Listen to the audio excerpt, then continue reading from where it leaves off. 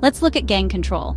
It was reported that staff alliances with the Mexican mafia ladies right inside the prison further enabled violence.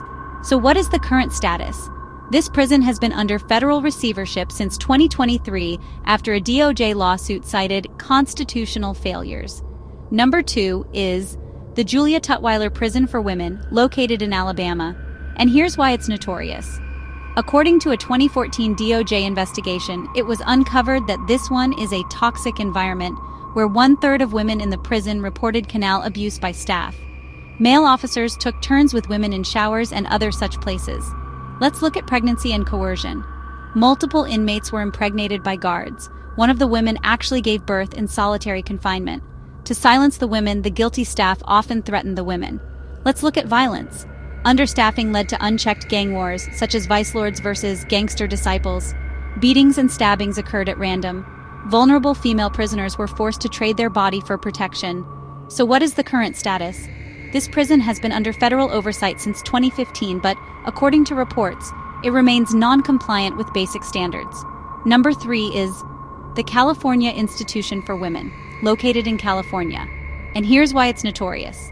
According to a 2022 DOJ report, there were obvious cases of routine staff-on-inmate violence, including beatings. Inmates with mental illness were tasered in restraint chairs.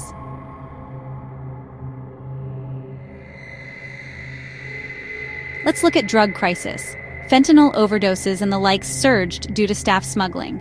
Between 2020 to 2023, 18 female inmates reportedly died in this prison from overdoses or medical neglect.